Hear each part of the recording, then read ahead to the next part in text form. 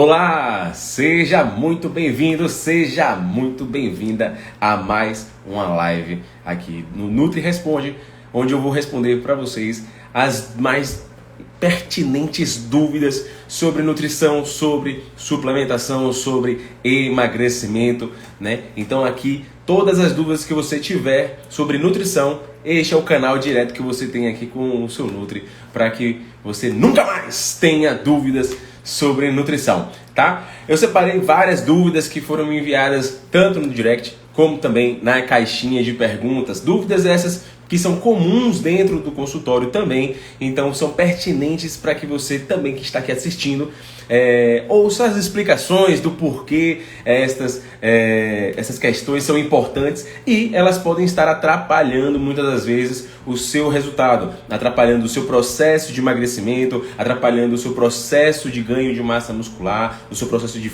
ganho de força. Então, todos os seus projetos podem estar prejudicados aí por alguma questão que você tenha, né? Alguma dúvida que você tenha.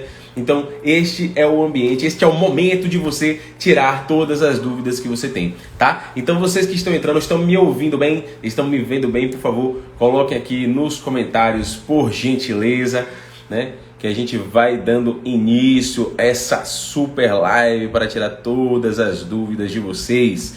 Vamos lá, vamos lá, vamos lá!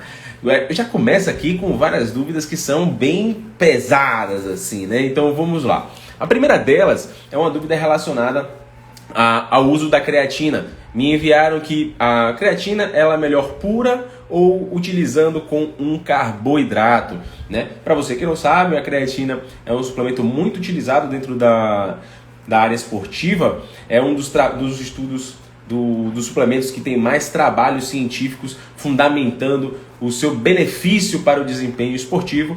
Então está mais do que consolidado a sua utilização para a prática esportiva, para você que quer ganhar massa muscular, para você que quer ganhar força, para você que quer treinar melhor, né? E a pergunta é muito pertinente, porque muitas das vezes as pessoas perguntam assim, eu tomo creatina só com água, eu tomo creatina misturada com algum suco, misturada com algum outro suplemento, tem que ser no pós-treino, tem que ser no pré-treino, que momento do dia? Nos dias que eu não treinar, eu tenho que utilizar também a creatina? Então essas são perguntas pertinentes. Pois bem, a creatina ela precisa ser utilizada sempre juntamente a um carboidrato e uma fonte de proteína, tá? Então, entre você utilizar a creatina em jejum, por exemplo, ou a creatina somente com água em um momento específico do seu dia, você estará deixando de aproveitar um potencial máximo daquela creatina que você está suplementando ali.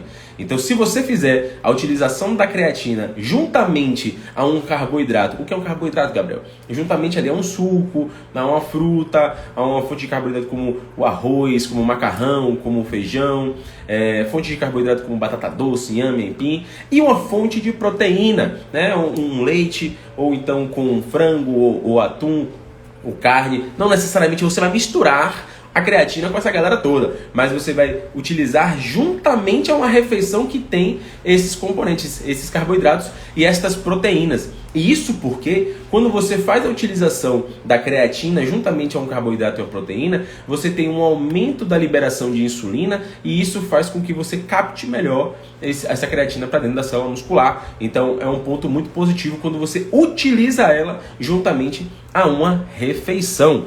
De Barreto já colocou aqui, faço uso de creatina mais betalanina 40 minutos antes do treino, porém a betalanina eu não faço uso aos domingos.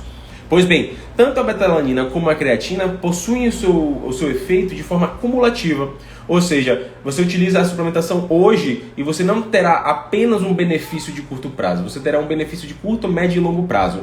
Os maiores efeitos do uso da betalanina e da creatina, eles se dão quando você já está há dias fazendo essa suplementação. Porque você aumenta, por exemplo, com o uso da creatina, os estoques de creatina dentro da sua célula muscular. Enquanto que o uso da betalanina, você aumenta os níveis de carnosina dentro do tecido muscular. E esse aumento, tanto da creatina como da carnosina, são os reais coadjuvantes, os reais protagonistas que irão exercer essa ação para melhorar o desempenho esportivo, né? Então, sempre que você utilizar a creatina, não utilize ela de forma pura, utilize ela juntamente a uma refeição, fontes de proteínas e fontes de carboidratos. Então, primeira pergunta respondida, vamos para a próxima. Pronto, a pergunta que me lançaram aqui agora é: suplementar leucina para ganho de massa muscular é interessante? Pois bem, antes disso, eu queria saber de você aqui que está me assistindo, você já suplementou creatina? Se você já suplementou, bota aqui, eu já. Ou então, se você não suplementou, você bota assim, eu quero. Ou então, eu nem sei se eu quero. Pode botar aqui nos comentários. Pois bem, uso da leucina. Você, meu amigo, que está aqui agora nessa live, chegou de paraquedas, não está entendendo nada, o que é leucina, para ganhar massa muscular, o que é isso? Pois então, quando a gente fala de ganho de massa muscular, eu já falei aqui outras vezes nas lives passadas, o ganho de massa muscular, ele acontece devido a um estímulo que você exerce dentro da academia, né, dentro do treinamento físico, no qual você gera ali um dano, você gera ali uma atividade mecânica, e esse trabalho mecânico gera um estímulo que faz com que o seu corpo aumente a síntese de proteica, né, comece a aumentar a demanda para poder sintetizar e recuperar aquele tecido. E aí você tem um estímulo, você se recupera desse estímulo, e quando você se recupera desse estímulo, você gera a grande e famosa hipertrofia muscular, ou seja, o ganho de massa muscular. E a leucina, ela é um aminoácido que a gente tem dentro da natureza, um aminoácido que ele tem um papel fundamental de estimular a síntese de proteínas. Ele está presente ali no BCAA, né, que são os aminoácidos de cadeia ramificada, e dentro desses BCAAs ali tem valina e isoleucina também. O BCAA, que é leucina, isoleucina e valina, que são 3 aminoácidos, eles estão presentes nas proteínas que nós consumimos no dia a dia. Então no frango, na carne, no peixe, nos leites, né? Então estão presentes ali esses aminoácidos. E qual é o papel fundamental? É que esses aminoácidos nós não produzimos naturalmente. Então nosso corpo não produz esses aminoácidos. Então nós precisamos consumir eles através da alimentação para que a gente atinja a recomendação ideal desses aminoácidos. E quando a gente faz isso, a gente está fornecendo para o nosso corpo aminoácidos, ou seja, blocos, tijolinhos que vão participar da regeneração do nosso tecido muscular. E isso faz com que você, né, construa uma massa muscular mais rígida. Então, a leucina, assim como o BCAA, ele é utilizado justamente para a construção de tecido muscular. Só que a sua suplementação, ela não está tão interessante assim como, por exemplo, você adequar o consumo de proteínas. Então, entre você fazer um investimento de comprar uma leucina isolada ou ainda um BCAA em suplemento, ele acaba sendo desnecessário se você tem uma adequação das suas fontes de proteína através da alimentação. Tá? E se você precisar aumentar a quantidade de BCAA na sua dieta, é muito mais interessante que você comece a optar por fontes que tenham mais esses aminoácidos, né? Que tenham o BCAA, como as fontes de origem animal, como o frango, o ovo, a carne vermelha, como peixes, como os laticínios de uma forma geral. Dessa forma, você aumenta os níveis de aminoácidos de cadeia ramificada, né, dos BCAAs, sem que necessariamente você precise suplementar este tipo de aminoácido, tá? Vamos lá, você que chegou aqui agora, já mande para mim aqui, se você está me ouvindo bem, mande para mim já a sua pergunta aqui nos comentários. Estou respondendo as perguntas de todo mundo que está aqui presente na live e as perguntas que também foram deixadas na caixinha de perguntas, tá? Então todas elas podem participar, né? A dúvida do coleguinha, né? Já diriam lá no colégio, né? A dúvida do coleguinha pode ser a sua dúvida. Então, e pode resolver o seu problema. Então, às vezes você está aí, né, com a dificuldade em perder peso, com a dificuldade em ganhar peso, com a dificuldade em evoluir nos treinos. Então, quando você está aqui ouvindo, né, você pode já mandar sua pergunta. Gabriel, eu não sei como é que faz isso. Gabriel, será que eu suplemento isso? Será que eu suplemento aquilo? Então, pode já mandar sua pergunta aí. Próxima pergunta. Quanto deve durar o treino de musculação? Essa pergunta aqui foi capciosa. Quem mandou estava de sacanagem. Por quê? O treino de musculação, ele vai variar de acordo com duas questões. A primeira delas é do quanto que você dispõe de de tempo para treinar, né? Então essa é a primeira pergunta, né? Quanto tempo eu treino musculação, né? Quanto tempo eu preciso para ter um resultado com musculação? Isso daí, primeiro, você vai dizer quanto tempo você tem disponível para poder treinar. E segundo, quem dá esse tempo não é Gabriel. Gabriel não é treinador. Quem dá esse tempo é o seu treinador. Seu treinador, ele vai montar de acordo com aquilo que você, né, falou para ele que estava disponível para poder colocar em treinamento, tá? Mas, por via de regras, normalmente o treino de musculação, ele tem em torno ali de, pelo menos, se você tiver um treino bem inicial, de 30 minutos, e são treinos que você pode durar até 1h30, 2 horas, né, de acordo com o volume de treino que você está sendo submetido. Lógico que isso também vai de acordo com o tempo de treinamento que a pessoa tem, né? Então, se você é uma pessoa iniciante, não há necessidade alguma de você passar 1h30 na academia. Provavelmente até que você não aguente ficar tanto tempo assim treinando musculação. Lembrando, treinando musculação, não é revezando o WhatsApp com o Instagram, né, fazendo, conversando aqui para ali, um descanso de 20 minutos entre uma série e outra, né, faz um exercício, daqui a pouco tá ali mexendo no WhatsApp, conversa aqui, conversa ali, conversa lá, tá? Então, às vezes, por exemplo, aqui é um caso muito comum, a pessoa chega e fala para mim, quanto tempo você treina? Aí a pessoa vai lá e me responde, Gabriel, eu treino mais ou menos 60 minutos. E quando você vai perguntando para a pessoa, 60 minutos de treino, como é que dura esse treino? A pessoa vai contando, né? E se você for visualizar a pessoa treinando, você vai ver que ela não treina durante 60 minutos. Você vai ver que durante 60 minutos ela está no ambiente academia, mas ela não está treinando 60 minutos.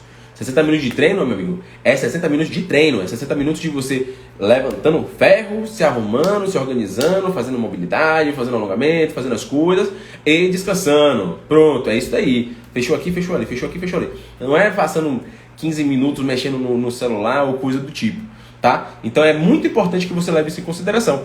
Até porque, quando a gente faz uma dieta para um paciente, a gente considera, né? Eu considero o seu tempo de treinamento e a intensidade do seu treino. Então, às vezes, se você chega para mim e fala assim, eu treino durante 60 minutos de musculação, e eu entendo que aquilo ali é 60 minutos de musculação. Não é 20 minutos de caminhada, 5 de alongamento, 5 de conversa no Instagram e o resto de treinamento de musculação. Tá? Então, eu vou superestimar o seu gasto energético. Vou colocar para você um valor energético muito mais alto do que aquilo que de fato você gasta, já que você não está treinando, né? Tá ali só de conversinha na academia, tá? Então é muito importante você ter isso em mente. Tempo de treinamento de musculação varia de pessoa para pessoa e precisa ser o tempo de treino. Tempo de treino. Inclusive, eu desaconselho qualquer paciente meu a levar o seu celular para a academia. A não ser que você utilize apenas um aplicativo, que é o aplicativo de ouvir música, tá? Que aí você vai botar uma playlist ali bem antissocial e aí vai realizar o seu treino. É olho no treino e olho olho na planilha do treino e olho nos pesos, né? Então você se concentrar no treinamento físico, né? E muitas das vezes a pessoa fala, mas aí eu tenho uma demanda, porque tal coisa. Meu amigo, o tempo de academia, o tempo no treinamento de musculação, se fosse, por exemplo, uma arte marcial, você não teria como pegar o seu celular para mexer, senão você ia tomar uma voadora na cabeça, entendeu? Você está fazendo uma arte marcial, você não ia ter como. Você está na natação, treinando natação, você não ia brotar o seu celular no meio da água, né? Você não vai fazer um negócio desse. Então, na academia, a gente tem que ter a mesma mentalidade. Na academia, você tem que estar ali 100% focado naquilo que você se propôs a fazer, que é o treinamento de musculação, né? Sem ficar mexendo no WhatsApp. E você vai perceber que quanto mais focado você fica dentro do treinamento de musculação, mais rápido os resultados aparecem. Mais rápido a sua força aumenta. Mais rápido você começa a perceber diferenças mais significativas, né? E principalmente, às vezes você está ali dentro do treinamento e você começa a se empolgar no treino, do nada você abre seu WhatsApp e vê uma demanda externa que desestabiliza você, que tira você do foco, que tira você da concentração daquilo que você está fazendo. E obviamente, para você retornar ao foco, vai ser muito mais difícil.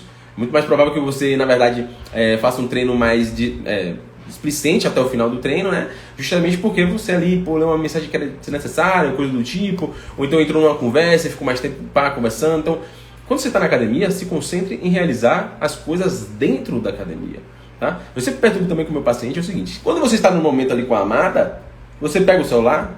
Não pega. E se você pega o celular? Imagine, você está no meio do negócio, você pega o seu celular, começa a mexer. O que é que vai acontecer com você? Quebra o clima, pô. Quebra o clima. Mesma coisa a academia. A academia, ela exige isso de você também. Ela exige um clima. Ela exige ali um pré-aquecimento, um negócio, uma conversa, um momento, o auge, e você está ali focado, concentrado. Se você está ali, mexe o celular, mexe aquilo, resolve isso, resolve aquilo, não faz sentido, né? Você vai ver que não vai ser bom para você. Muito bom. Essa foi boa, essa foi boa. Vamos lá. Já me lançaram perguntas aqui, ó. Aqui já mandaram uma pergunta. Qual o melhor whey protein para ganho de massa, né? Ganho de peso, ganho de massa muscular? Isolada, hidrolisada ou concentrada? Pois bem, eu já respondi essa pergunta no Rios passado, tem lá também postado, caso você queira mandar para uma tia, para uma sobrinha, para uma prima que esteja aí, que também tem essa dúvida, tá lá também. Mas vou responder para você.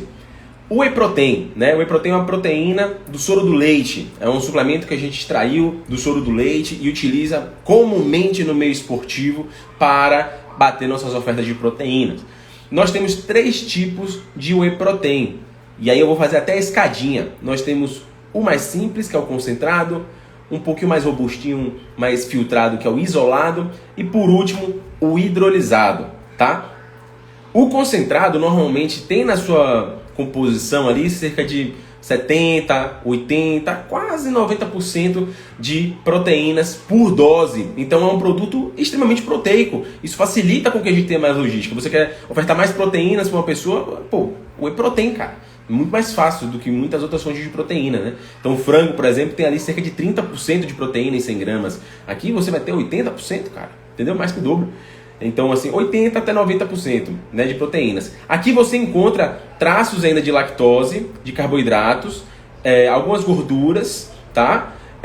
Na sua composição. Já no isolado, você passou ele por um processo de filtragem um pouquinho maior.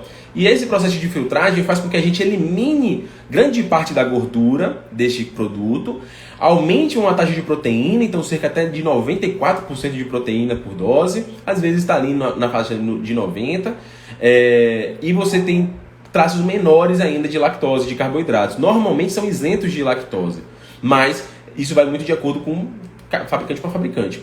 E o hidrolisado é um processo, vamos dizer assim, de você pré-digerir uma dessas duas proteínas. Então, o hidrolisado ele pode ser hidrolisado a partir do isolado ou a partir do concentrado. É como se a gente pegasse essa proteína e meio que já comesse ela, deixasse ela em pedaços um pouco menores, e quando você for fazer a suplementação, ela já está mais facilmente absorvida. Ela pode já absorver de uma forma mais fácil e mais rápida, tá? O quanto que isso é significativo? Pouco, para o humano comum, tá? Para você que quer ganhar massa muscular, o isolado e o concentrado vão possuir o custo-benefício mais interessante. Vai ser de acordo até com a sua questão financeira e se você tem intolerância à lactose. Então, se você tem intolerância à lactose, normalmente os isolados vão ser mais interessantes para você. Se você não tem intolerância à lactose, o concentrado vai te atender de forma tranquila. Tranquila. E qual é o melhor horário? Antes ou depois do treino? Pois então, o whey protein ele tem um benefício de que, por ter muitos aminoácidos, ou seja, muitos tijolinhos, né, que participam da síntese de proteínas, no pós-treino ele acaba sendo uma proteína muito interessante. Não é necessário que você leve uma coqueteleira, né, para assim que acabar o treino você fazer a suplementação, mas ela no seu pós-treino ela acaba melhorando essa captação desses aminoácidos, ela acaba melhorando tanto a síntese de proteínas como o processo de recuperação do seu pós-treino, tá? Mas antes do treino também é interessante para, por exemplo, aquelas pessoas que treinam de manhã cedo. Lembra que eu falei para vocês? São 3 proteínas que elas têm velocidade de absorção mais rápida e são fáceis de ser consumidas, né? Porque é um pó que você bota com água e bebe. Então, por exemplo, se você treina muito cedo pela manhã e não tem vontade de comer, você não tem fome para fazer refeições grandes, fazer uma suplementação de whey protein logo antes do treino, 20, 30 minutos antes do treino, faz com que você vá alimentado e não tenha desconforto durante o treinamento físico, né? E aí você consegue treinar bem, alimentado e sem refluxo, sem desconforto, sem que a comida fique balançando dentro de você. Mais importante para quem ganhar massa, mais importante para você que quer ganhar massa, não é fazer uma suplementação pré ou pós-treino, é você considerar o todo, né? Então, suplementar o whey protein, por exemplo, é algo opcional para meus pacientes. Existem opções de refeições com whey protein e refeições que não tem whey protein, que vão ter frango, vai ter atum, vai ter outros peixes, vai ter carne vermelha, vai ter ovos, outras fontes de proteína, tá? Porque o mais importante não é o antes e o pós-treino, é o que você faz no dia inteiro. Se a oferta de proteína está adequada, a oferta de gordura está adequada, a oferta de carboidratos está adequada, a oferta de micronutrientes, vitaminas e minerais está adequada e tudo isso conciliado, tá? Depois da musculação, qual suplemento, além da comida, é bom para quem ganhar massa? Depois do treino, a gente pode fazer o seguinte, Se você já usou... Qual é o seu pós-treino aqui, por favor? Me diga. Você que está me assistindo agora, me diga aqui qual é o seu pós-treino. Me diga aqui, sem julgamentos. Bote aqui assim, meu pós-treino, Gabriel, é biscoito maisena com ovinho cozido, né? Pode colocar aqui no comentário, aqui não vai ter julgamentos. Eu vou ler com muito carinho de vocês. Depois da musculação, qual suplemento, além da comida, é bom para quem quer ganhar massa? Depois do treinamento, como você está numa fase meio que pós-privação, né? Porque o treinamento é hardcore, seu treinamento é viril. Eu sei que você treina de forma severa, você não treina fofo, você treina hardcore chili pepper. Então, se você treina desse jeito, você gerou um gasto energético muito grande ali durante aquele treino, tudo mais, você já tá saindo da academia meio que gritando, esbaforindo e tudo mais, e já chega morrendo de fome ali, né? Naquele período de privação. Nesse pós-treino, você tá mais ávido para consumir e absorver carboidratos e proteínas. Carboidratos por quê? Porque o treino de musculação, ele propriamente gasta muitos carboidratos, muita glicose. Então você quer logo comer um docinho, quer logo comer um chocolatinho, um açaí, quer dropar logo uma coisa dessa assim, cheio de firula, né? Então carboidratos são ótimos no pós-treino. Então existem algumas pessoas que podem fazer a suplementação de carboidratos. Para musculação eu não aconselho, tá? Mas, por exemplo, para quem estava aí num pós-corrida, carboidratos é uma opção interessante. Mas para você que, por exemplo, está ali querendo ganhar massa muscular de forma qualificada e tudo mais, fazer a suplementação do Whey Protein juntamente com a creatina é um combo muito interessante. É um combo que eu gosto bastante de utilizar, tá? Então você vai utilizar ali cerca de 5 gramas de creatina com mais ou menos 30 gramas de Whey Protein. Inclusive, essa é uma curiosidade, eu não sei se você sabe. Você sabe de onde as pessoas tiram de 20 gramas de Whey Protein, né? Assim, do nada. Por que a gente recomenda 30 gramas de Whey Protein, né? Existe um trabalho produzido, um estudo científico, né? Produzido por Areta em 2013. E a pesquisadora, ela avaliou o nível de síntese de proteínas logo após o treino e em 3 grupos, né? Ela separou 3 grupos. Ela separou um grupo, todos os 3 grupos, na verdade, utilizaram um total de 80 gramas de proteína, tá? 80 gramas de proteína. Esses 80 gramas foram diferentes as distribuições desses 3 grupos, onde um grupo utilizaria 8 vezes a porção de 10 gramas de proteína, um segundo grupo, 4 porções de 20 gramas e um terceiro grupo, 2 porções de 40 gramas de proteína. Então todos eles consumiram a mesma quantidade de proteína, só que variou em distribuição. E o que ela percebeu foi que os grupos que utilizaram 10 gramas não tiveram a síntese de proteína tão interessante, tão alta, quanto a de 20 gramas. Então 20 gramas de proteína, dividido em 4 porções, teve um aumento de síntese proteica significativa. Mais significativa do que 10 gramas, que foi meio que insuficiente para estimular de forma interessante a síntese de proteínas. E 40 gramas, as 2 doses de 40 gramas, não geraram um aumento mais significativo de síntese de proteína em comparação ao grupo com 20 gramas. E é por isso que normalmente as refeições que nós temos no dia a dia, ou ainda a maioria das suplementações, tem cerca de 20, 24 gramas de proteína na sua porção, né? E a gente recomenda normalmente essa dose, porque é a dose ideal para que você tenha uma fonte, um aumento da síntese de proteínas, tá? Pois bem. Outra pergunta, para intolerantes à lactose, os wheys, a base de proteína da carne, é interessante? Pois bem, vamos lá. É sim interessante. Agora assim, popularmente a gente chama whey da carne, whey da ervilha, whey do arroz e tudo mais. Mas o whey protein é uma denominação específica da proteína do soro do leite, né? Já as proteínas isoladas da carne são as proteínas, são os suplementos que nós temos, né, como Carnivol, Carnibol, são suplementos em pó onde você tem ali proteína isolada e hidrolisada da carne. A proteína isolada e hidrolisada da carne, assim como proteína isolada e hidrolisada da ervilha, do arroz, do feijão e tudo mais, são proteínas que são interessantes para aquelas pessoas que de fato não podem consumir o whey protein, né, a proteína do soro do leite. Então,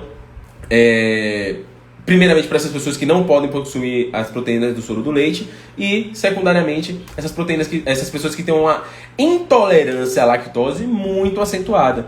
Porque a gente tem whey proteins que possuem lactase na sua composição ou ainda que são isentas de lactose, e isso faz com que essas pessoas intolerantes à lactose também possam utilizar dessas proteínas. Só que, né, a gente, por palatabilidade também, a gente pode prescrever as proteínas isoladas e hidrolisadas da carne.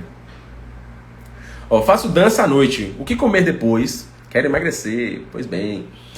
O que comer depois? Você pode comer depois o seguinte: fontes de frutas, né? Você pode comer frutas de uma forma geral, bem como uma fonte de proteína ali, como o whey protein. Então, frutas com um whey protein, um iogurtezinho também cai bem ali naquele pós-treino. Você também pode fazer um pós-treino no seguinte: como você treina à noite, né? Parte do seu valor calórico precisa estar alocado no período noturno. Então, se você for aquele tipo de pessoa que é carbofóbica, que não pode comer coisa de noite, você vai ter que quebrar um pouquinho dessa barreira aí, dessa mentalidade. Porque, de fato, de noite, como você vai acabar a dança, é interessante que você consuma ali uma fonte de carboidrato, uma fonte de proteína no seu pós-treino. Podem ainda ser raízes, né? Se você for aquela pessoa que nem eu, que gosta de um padrão almoço, né? No período noturno, então ali o arroz integral, ou ainda raízes como inhame, aipim, batata doce, né? São opções interessantes também para o seu pós-treino, tá? Cara, e, obviamente, né? Eu não excluo você consumir também bons vegetais, já que você quer emagrecer, mas via de regra é ter uma boa fonte de proteína e ter uma boa fonte de carboidrato. Comi crepioca agora no pós-treino. Nenhum é o pós-treino da pessoa, demora de comer alguma coisa. Pessoas que demoram de comer alguma coisa, eu respeito muito. Tem gente que de fato não tem muita vontade de comer logo no pós-treino, mas eu não aconselho ficar tanto tempo assim em jejum, justamente para você depois não querer super compensar em uma outra refeição mais à frente, né? Então é interessante você ter uma refeição ali já programada, para não ter que fazer uma refeição que você não programou e que comeu de forma descontrolada. Ó, o pós-treino do Di Barreto é 5 ovos fritos sem uso de óleo, aveia, banana da terra ou raízes, suco ou whey ou iogurte natural. Olha só, rapaz, tá top aí, ó. Essa aqui é um pós-treino top para você fazer aqui. Dependendo da pessoa, obviamente não precisa de 5 ovos, tá, minha galera? Pelo amor de Deus, viu? Isso aqui é o caso do Di Barreto, não é o caso de todo mundo. Pois bem. Agora, suco ou whey ou iogurte natural são 3 coisas diferentes, tá? São 3 coisas que vão ter tabelas nutricionais diferentes. Então, às vezes, isso pode estar... vai variar bastante, né? Pois bem, aqui meu grande pai, aqui presente também na live. Pós-treino hoje foi caldo de feijão e uma taça de vinho. Olha só, rapaz, que absurdo, né, cara? Chega na live aqui do Nutri e mete um caldo de feijão. Aí, ó, fonte de carboidratos aí, ó, caldo de feijão. E meteu uma taça de vinho. Eu espero que seja pela uva, né? Pelo resveratrol. Dizem que o suco de uva, né, é antioxidante, melhora a longevidade. Isso é um benefício do suco de uva, viu, minha galera? Não é um benefício do vinho, tá? Então, se forem optar por, né, optem pelo suco de uva. Muito obrigado, Edivaldo. Muito obrigado aqui pelas palavras. Vamos lá. Essa pergunta aqui é a pergunta para os homens na sala. Os homens dessa live aqui, com certeza, já se matutaram dentro de casa sobre essa pergunta aqui, ó. Que é a pergunta seguinte: testosterona total em 500 em homens é baixo, tá? O que ele está perguntando aqui? Quando a gente faz exames laboratoriais, né, exame de sangue, você dosa o seu hormônio testosterona. Testosterona você sabe, né? Você que me acompanha aqui nas lives passadas, você sabe que a testosterona está relacionada com a de síntese proteica, está relacionada com a caracterização masculina, né? Com essa questão de voz grossa, que você fala assim que nem o seu Jorge, de você ter mais virilidade, mais força, aumento da libido, tá tudo isso correlacionado com a testosterona. Então, muitas pessoas perguntam assim: Gabriel, eu tenho uma testosterona de X, de Y, e aí tá alto, tá baixo, tá alto, tá baixo. Vamos lá. Testosterona é um hormônio que você produz ali cerca de 300 até 840, 900, até 1000 nanogramas por decilitro. É uma produção natural de testosterona. Pessoas que têm níveis acima de 1000 nanogramas por decilitro, normalmente, ou, né, estão ali super contemplados pela magia da natureza, na juventude, né, de treinamento físico e tudo mais, ou podem estar sob o uso de alguma substância que faz com que gere esse aumento, ou ainda tem algum quadro patológico que está gerando esse aumento, tá? Então, assim, quando a gente fala de testosterona em 500, a gente está falando do meio do caminho, praticamente, né? Então, está ali no nível médio, vamos dizer assim, da testosterona. Só que o que muita gente não entende é que essa testosterona total é um nível que vai gerar um benefício para a sua saúde, em 500, em 400, e que a gente precisa avaliar outros marcadores para poder entender se... baixo ele não está, né? Primeiramente, baixo ele não está. Mas a gente gostaria de avaliar outros marcadores. Por exemplo, testosterona livre. Quando a gente fala testosterona total, gente, a gente está falando, por exemplo, de uma criança segurada de mão dada com a mãe, né? E a mãe é uma proteína. Quando a gente fala da testosterona total, a gente está falando de todo mundo na sala. Todo mundo na sala aí, um bocado de criança com mãe segurando. Isso é testosterona total, é todo mundo. Testosterona livre é a criança fora da mão da mãe. Fora da mão da mãe, a criança está o quê? Ativa, sinistra, realizando as atividades dela. Então, essa é a testosterona também para o nosso corpo, a testosterona livre, assim como a criança. É aquela testosterona que importa, aquela testosterona que de fato está atuante no nosso corpo, né? E isso que faz com que exerça as atividades fisiológicas da testosterona, tá? Então, ela pra gente é um marcador até mais importante muitas das vezes, tá? E a gente precisa avaliar outros marcadores que não são desses exames laboratoriais, que são os exames clínicos, as avaliações clínicas.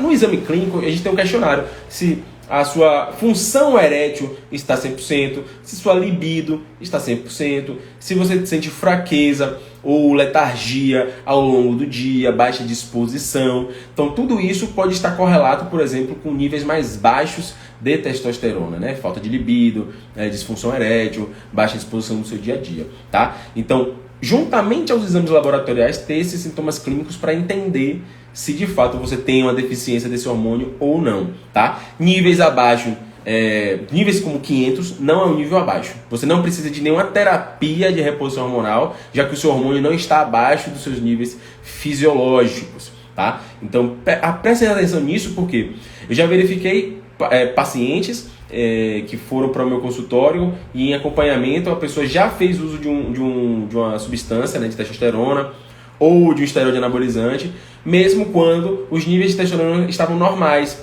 com a intenção de fazer uma reposição. Então, se você não tem deficiência, você não está repondo.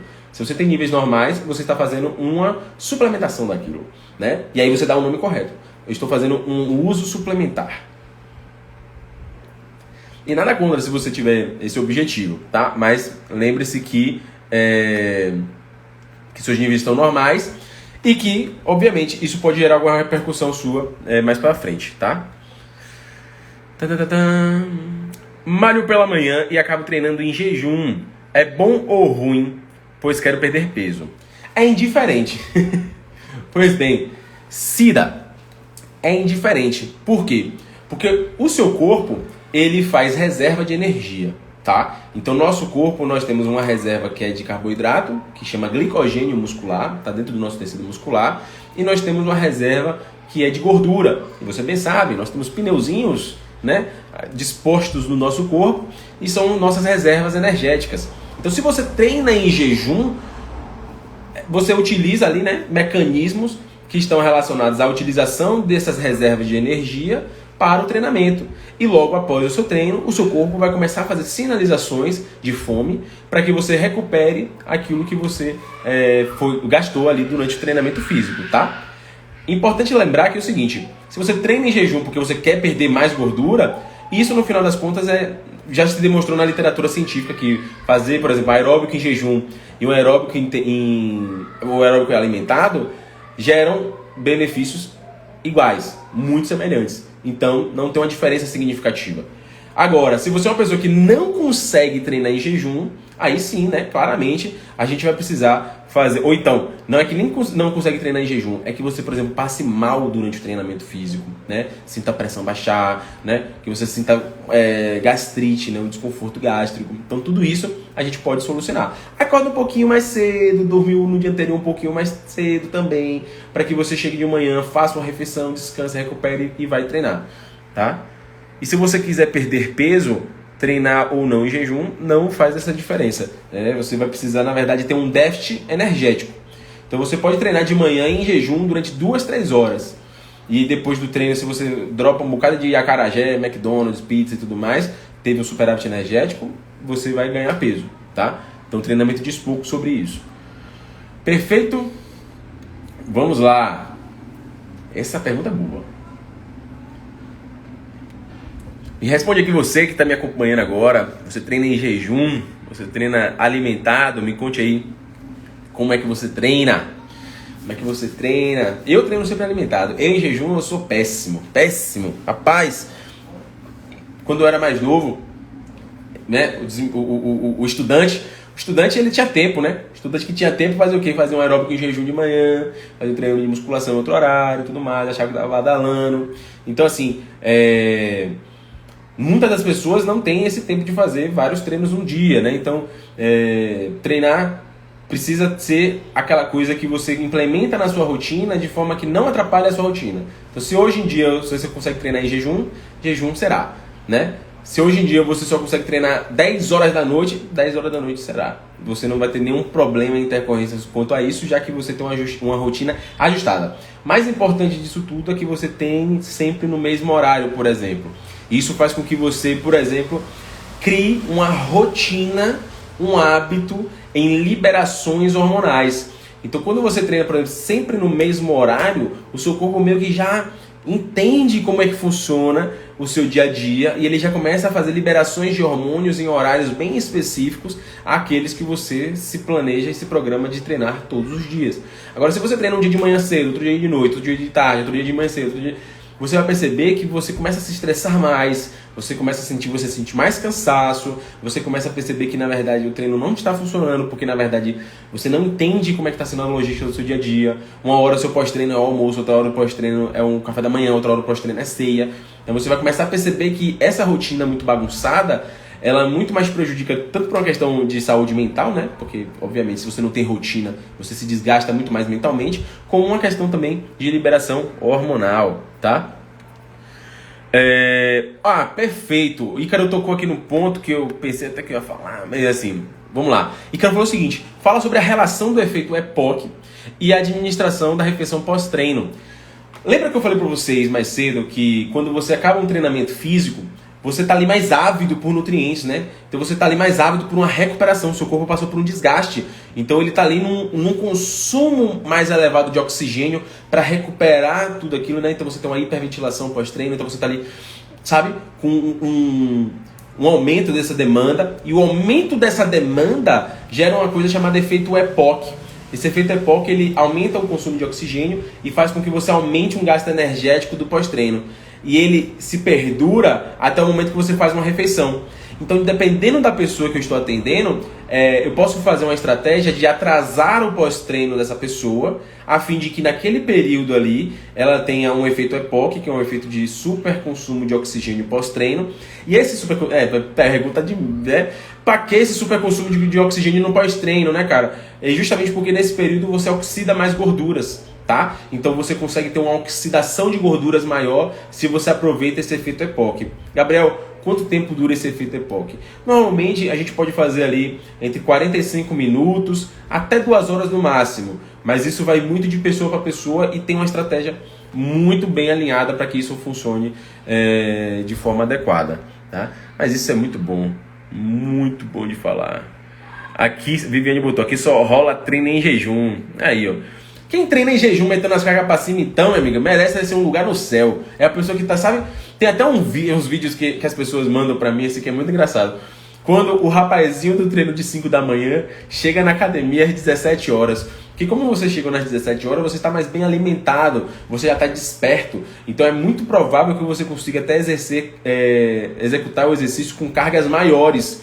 Então é muito comum, se você consegue treinar muito forte às 5 da manhã, né, é muito provável que quando você fizer um treino meio-dia, um treino às 18 horas ou às 20 horas, você vai perceber uma força mais absurda, porque você vai estar mais bem alimentado. Mas isso tudo é muito de adaptação, né? Os quenianos, por exemplo, fazem corridas muito longas justamente em jejum, né? E aí eles são bem adaptados a esse tipo de treinamento, tá? Pois bem. Pergunta aqui, ó, do Acaiá. Recomendação para voltar a se alimentar melhor depois de 4 meses comendo irregular. Acaiá, pergunta excelente, cara. Sabe por quê?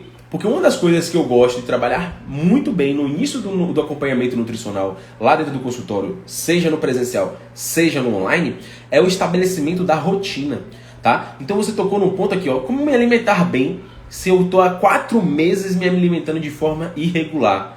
Então a primeira coisa que você vai precisar fazer é pegar esse termo irregular e adequar ele. Então você vai pegar esse termo irregular e tornar ele regular. A pessoa que eu consigo trabalhar da melhor forma dentro do consultório é aquela pessoa que já tem pelo menos uma rotina. Ela já sabe o horário de acordar. Primeira coisa, qual é o horário que você acorda normalmente? Então você acorda normalmente às 6 horas da manhã, tá? Então se você acorda às 6 horas da manhã todos os dias, que horas você vai deitar? Ah, eu deito por volta das 23, às vezes 1 hora da manhã. Já está errado. Então começa a regular o horário de deitar, né? Traga o horário de deitar para um horário estabelecido. Coisa que eu faço dentro do consultório é o seguinte: nós não temos despertadores de manhã para poder acordar a gente. Eu sempre aconselho meus pacientes ter um despertador para ir dormir, né? Ter um alarme para você ir dormir. E assim como o seu alarme de 6 horas da manhã toca, e mesmo que você tenha sono, ele fala: te entendo que você está com sono, te entendo que você está cansado, mas agora é hora de acelerar, é hora de acordar. E aí você acorda, você respeita o alarme, né? O despertador do período noturno, o despertador, o alarme da noite, ele serve para o contrário. Eu entendo que você está acelerado, eu entendo que você quer resolver 1000 questões agora, mas está na hora de você desacelerar. Está na hora de você diminuir a sua frequência. E aí você parar de ficar dentro de mídia social, assistindo treta, tiro, porrada, bomba, foguete e por aí vai, guerra pra cá, coisa pra lá. E aí depois você vai assistir um filme, guerra, tiroteio. Aí ali também de noite é o quê? O melhor horário pra pessoa, pra amada resolver uma DR. Ali não é horário do DR, entendeu? Não é horário pra grandes emoções. Então ali é o horário de você desacelerar. A primeira coisa é você regularizar a sua rotina. A partir do momento que você regularizar a sua rotina, você já vai perceber uma mega melhora na sua vida. Uma mega melhora na sua rotina, tá? Pronto, regularizei o horário de acordar e o horário de dormir. Aí você vai começar a ter regularidade das refeições. Então, muitas das vezes você vai chegar assim, acordou de manhã cedo, faz a refeição às 6h30, né? A próxima refeição acontece que horas? Ah, Gabriel, às vezes acontece 10, às vezes acontece meio-dia. Escolhe, decide. Ó, se você sente fome às 10 da manhã, às 9 da manhã, é interessante que tenha uma refeição ali, né? Que horas é o almoço? É importante que você tenha os horários fixos para o almoço, fixo para as refeições, fixo para as atividades. Então se programe quanto a isso, e quando você regularizar quanto a isso, você vai perceber que tudo começa a alinhar. Então, primeira coisa, ter os horários do sono, horários de acordar, horário de dormir, ter os horários das refeições fixas. E a partir disso, quando você começar a ter... E pode ser comendo as besteiras mesmo por agora. Porque o que a gente está querendo é regularizar. Primeiro regularizar. Regularizei, sei que agora você está fazendo certinho, acordando nesse horário, fazendo refeição, fazendo lanche. O lanche é uma coxinha, o almoço é um sarapatel, sei lá. Se você está fazendo refeições assim, pronto. Depois que você regularizou, você vai perceber que você pode ser um pouquinho melhor, né? Vamos um passo de cada vez. Então chegou a hora de qualificar. A próxima etapa é qualificar aquilo que você já tem de forma regular como rotina, né? Então como é que você vai regularizar isso? Pô, no lanche da manhã eu tô comendo uma coxinha, pô. Então dá para eu levar um sanduíche de casa, dá para eu levar um iogurtezinho, né? Posso levar uma fruta, umas oleaginosas, castanhas, amêndoas, nozes. Posso levar isso? Posso. Então se programa. Antes de dormir, né? Separa as refeições intermediárias, o lanche da manhã, o lanche da tarde.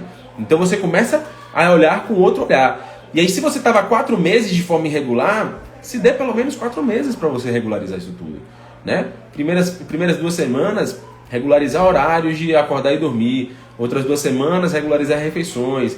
E aí você vai regularizando. E onde é que vai ter o treino, né? Onde é que vai ter esses momentos? Então, faça isso passo a passo, que você vai ver, cara, que o resultado, ó, vem rápido demais. Pois bem. Pergunta de Vanessa aqui, ó. O indicado é malhar em jejum ou não? Não, o ideal é não treinar em jejum. Jamais treine em jejum. Questões de conforto mesmo, né? Não é confortável treinar em jejum, como questões fisiológicas. O seu treino em jejum, ele não vai ter o mesmo desempenho que o seu treino alimentado, tá? O seu treino alimentado vai ser o melhor treino que você pode fazer, tudo bem? Agora, por exemplo, Gabriel, o único horário que eu tenho para treinar é às 5 da manhã.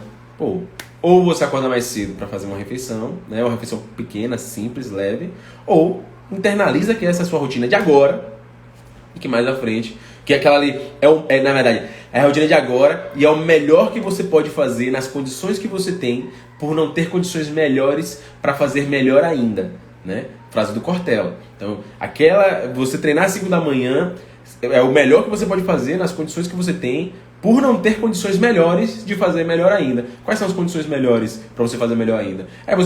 Você tem uma refeição que aconteça antes do seu treino, né? Pode ser ali, o seu treino acontecer às 6 e sua refeição às 5, por exemplo, né? Ou ainda seu treino acontecer um pouquinho mais tarde, né? Isso vai de pessoa para pessoa. São condições melhores para você fazer melhor ainda, tá? Então eu sempre leve isso em consideração. Júnior botou aqui, ó, para quem trabalha de turno rotativo é complicado, Mr. Gabi. Exatamente. A pessoa que trabalha de turno é a pessoa que tem a maior complexidade dentro do meu consultório quanto a essas questões. Porque a gente precisa ajustar o que você faz nos dias que você está trabalhando de manhã, os dias que você está de serviço de tarde e os dias que você está de serviço de noite. Mas o mais importante, o que eu acho que melhora muito na qualidade dos resultados das pessoas que trabalham de turno é pelo menos ter a regularidade do seu sono. O seu sono ele vai acontecer em janelas diferentes, então o seu corpo ele vai estranhar os momentos que você trocar a rotina. Então, por exemplo, tem pacientes que trabalham 4x6, então ficam 4 dias de folga e 6 dias de serviço, onde 2 dias é pela manhã, 2 dias pela tarde, 2 dias pela noite. Então, quando você estiver nesses 6 dias, você vai perceber que o corpo ele começa a estranhar um pouquinho. Então o que você vai fazer? Primeiro, tem uma ajuda. Eu postei inclusive hoje um reel sobre isso, sobre como você organiza o seu ambiente de quarto para que você tenha um sono de excelência. A partir do momento que você regularizou, que você teve essa qualidade de sono, ou seja, montou um ambiente propício para a qualidade do sono, você já vai ter diminuição muito significativa daquilo que prejudica o seu resultado, né? Que é perder noite de sono. De forma secundária, é você, ao acordar, né, fazer exatamente tudo que você faria como se fossem os horários anteriores, né? Então, se você, sei lá, acordou às 15 horas, por exemplo, né, você vai ter que fazer a primeira refeição, né, às 15h30 e assim por diante, e levar a sua rotina de dia toda exatamente como estava sendo feito antes, só que vai mudar um pouquinho somente as horas, tá? Mas de fato, né, inclusive é por isso que o indivíduo que trabalha de turno, né, a pessoa que trabalha de turno, tem um valor salarial um pouco mais elevado, justamente por perder de qualidade de vida esses quesitos, né, por perder noite de sono, por trocar esses horários, né, então é por isso, inclusive, que eles recebem então um valor por isso a mais, justamente porque tem essa desregulação de rotina. E isso é, de fato, prejudicial para a nossa saúde. Pois bem, vamos para mais perguntas. Aqui, tá? Se você ainda não acompanhou, quando você acabar essa live agora, procura lá o Rios falando sobre pessoas que trabalham de turno, como é que fazem para poder melhorar a qualidade do sono, tá? Vamos lá. Não gosto de legumes e verduras. O que substitui? Nada. Foi bem, meu querido. Nada substitui as verduras e legumes. Nada substitui, né? Nós temos ali, até mesmo quando a gente fala de multivitamínico, por exemplo, foi até uma pergunta que me fizeram. Você faz a prescrição de multivitamínico? Sim, eu faço suplementação de multivitamínico para alguns pacientes meus, justamente para poder suprir determinada demanda. Às vezes tem determinados minerais que a gente tem uma formulação que é mais interessante na suplementação, tá? Alguns minerais que a gente não consome habitualmente na nossa rotina, por exemplo, então a gente faz essa suplementação. E aí quando a pessoa chega para mim, eu não como verdura, não como legumes, essas são pessoas que podem se beneficiar, por exemplo, da suplementação de um polivitamínico, né, de um multivitamínico. Isso porque elas não consomem vitaminas e minerais através dos alimentos. Então é necessário que você supra essa demanda de alguma forma. E aí o polivitamínico, a suplementação de vitaminas e minerais, é uma possibilidade para essas pessoas. Só que não é igualzinho, não substitui igualzinho. Porque nós temos dentro da natureza uma questão que é, vamos dizer assim, de sinergia daquilo que está ali presente. Então, o aproveitamento destas vitaminas oriundas das fontes alimentares dos vegetais, você tem uma biodisponibilidade muito melhor em comparação à do suplemento, por exemplo. Né? Então, você não consegue substituir 100% por causa disso. Tá? Uma outra questão é porque os vegetais dentro da alimentação também estão relacionados com o aumento de fibras da sua alimentação, né? Para você fazer um cocô bonito, né? Para você ter um ritmo intestinal interessante, né? Para que você não sofra ali enfesado, né? Constipado, triste, de mal com a vida, né? Então os vegetais eles servem também para isso. Além disso, para aqueles pacientes que têm muita fome, sabe aquele paciente que chega agora nesse horário, inclusive 9 horas da noite quase, chega ali, fala, meu Deus, eu queria destruir um caminhão. Se você chegasse para destruir um caminhão, por exemplo, de Nutella, você ia consumir uma quantidade de calorias absurdas, em umas quantidades pequenininhas de comida. Então é provável que você precise de muita Nutella para poder se saciar.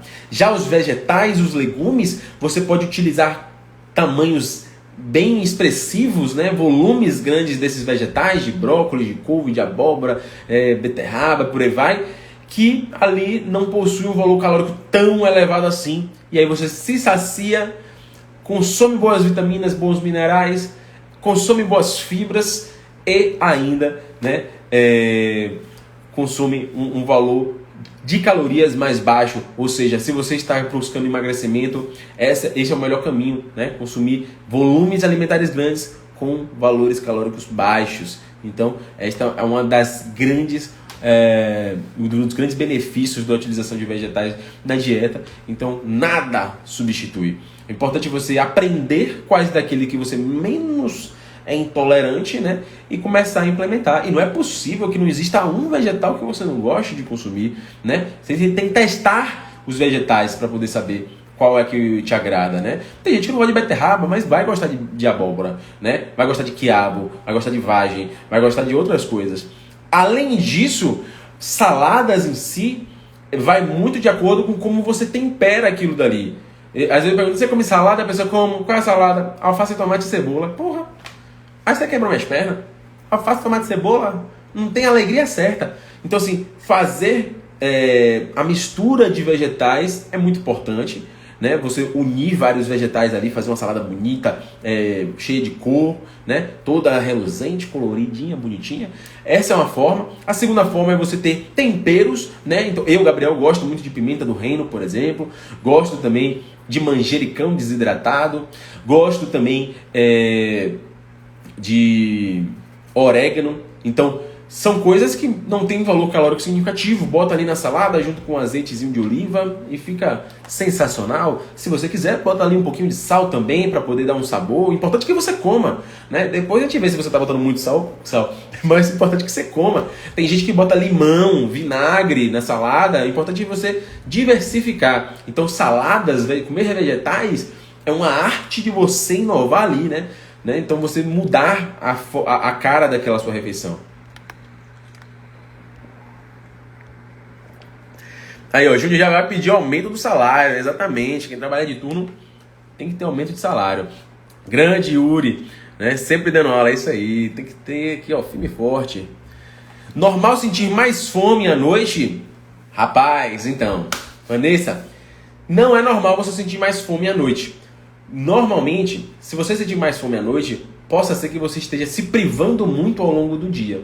Então, ao se privar muito ao longo do dia, ou seja, pular o café da manhã, aí no lanche da manhã, come uma besteirinha, dá um beliscozinho assim, coisa que você nem vê que você tá comendo, mas come.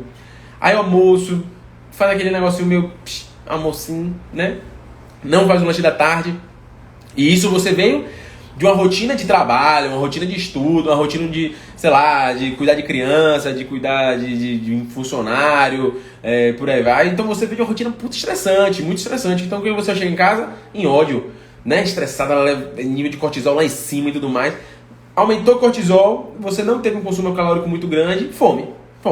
Você chega assim, esse é o meu momento de brilhar. Esse é o meu momento de me permitir uma alegria na minha vida. Porque minha vida hoje um dia foi estressante, foi um arregaço. Então, chega ali e vai ter mais fome mesmo, né? Então, a gente começa, quando a gente regulariza, lembra que eu falei mais cedo? Regularizar as suas refeições é você ter refeições planejadas todos os dias no mesmo horário.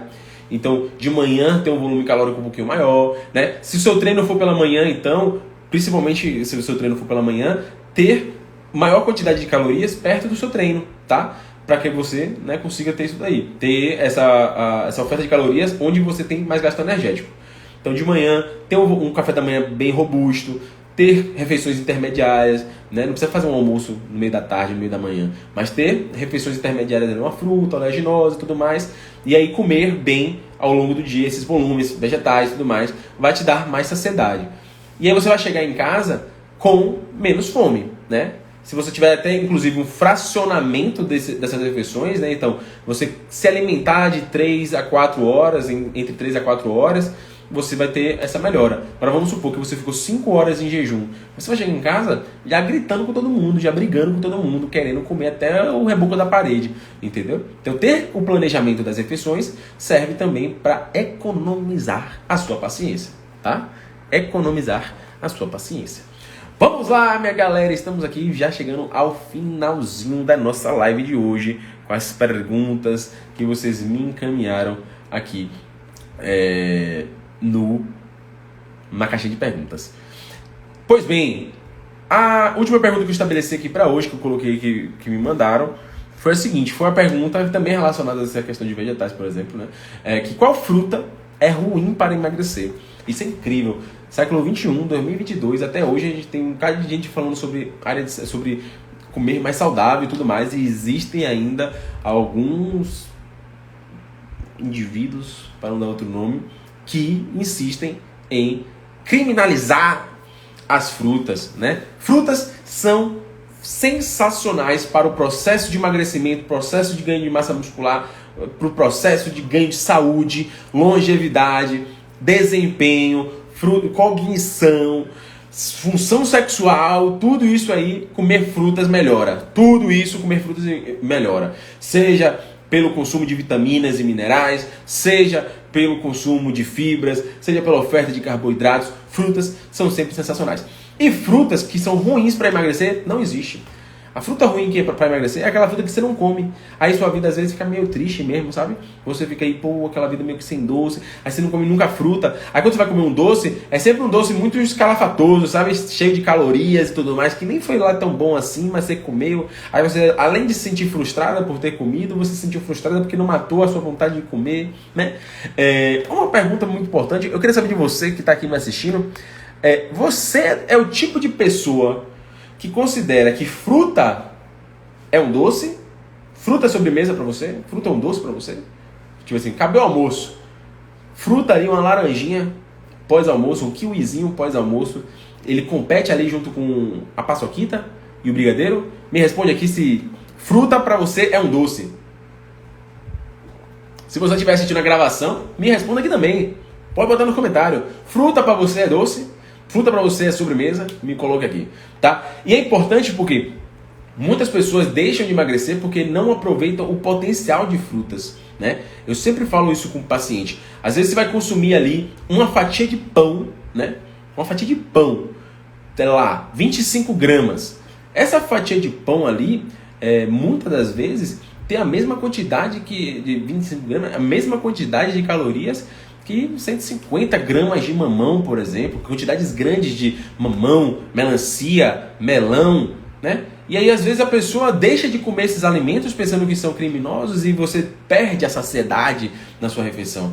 Às vezes eu boto um plano para o paciente para emagrecimento, muito comum isso, calculo dieta para emagrecimento dos meus pacientes, mando o plano e eu falo, não se assuste, pode fazer que vai dar certo. Aí a pessoa fala assim, Gabriel, isso aqui tem muita comida, Gabriel.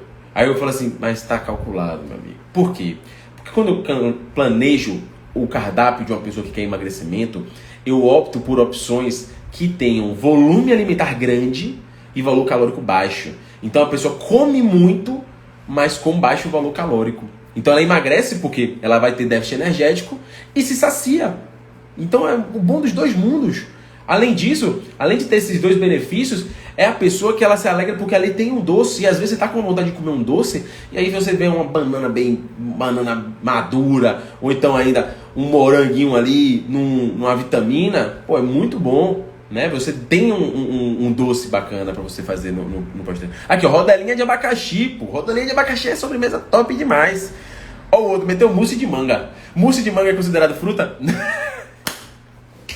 Você está de sacanagem com a minha cara.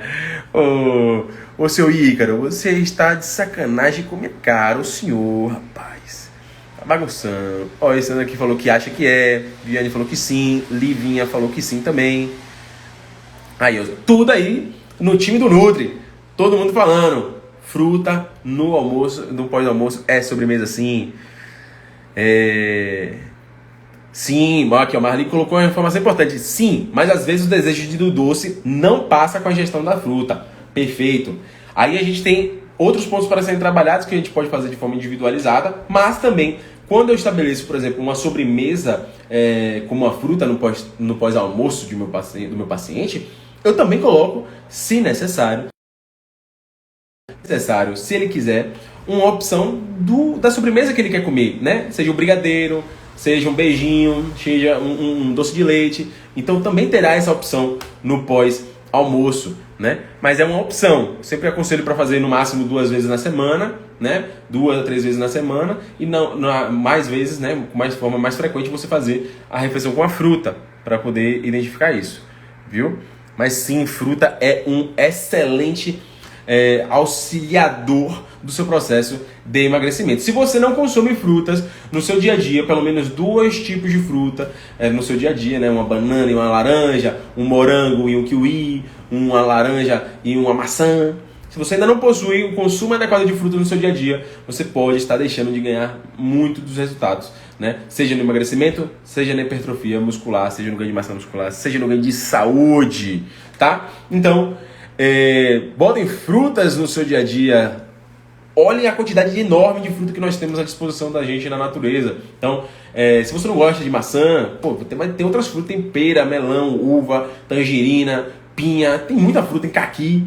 Então, assim, diversifique, teste que vai funcionar, tá? Minha galera, hoje é tudo isso que eu tinha pra hoje, né? Todas essas perguntas que eu tinha pra hoje, tá? Se você gostou da live, não deixe de ir lá no meu feed depois que eu vou postar essa live e já dar uma curtida, já mandar a live, a gravação da live no grupo da família, né? Já mandar no grupo ali das amigas que tem perguntas sobre nutrição, onde alguma dessas explicações que eu dei hoje na live vai ser útil para essas pessoas, né? Então pega aqui essa live e já manda lá pro grupo da galera, né? Já manda lá no grupo da família, daquela tia que sempre posta uma coisa muito mirabolante, os poderes do inhame cozido, e aí você já manda para ela lá, fala, só que a minha tia, vai assistir o Nutri falando sobre as coisas, acompanhe lá, mande a pergunta, né? Já deixa um like lá, então vamos lá, vamos jogar duro aqui, que nutrição é lindo demais, né? Estamos aqui para isso, para poder facilitar o seu processo de emagrecimento, o seu processo de ganho de massa muscular, para que você tenha uma alimentação mais saudável, simples, tranquila, comendo aquilo que você gosta de comer, né? Mas com liberdade, né? Podendo fazer as coisas que você quer fazer. Bons resultados com alimentação simples, funcional, para aquilo que é necessário. Minha galera, eu queria agradecer e muito a presença de vocês aqui até hoje, às 9 horas da noite, 9 horas e 4 minutos, né? Foi muito bom ter vocês aqui comigo. Espero vocês na live da semana que vem, próxima terça. Ao longo da semana já vou colocar lá no Stories qual será o tema que nós iremos abordar na próxima terça. E a gente se vê no nosso próximo episódio, na nossa próxima live. Um beijo do Nutri pra vocês e uma boa noite. Tchau, tchau.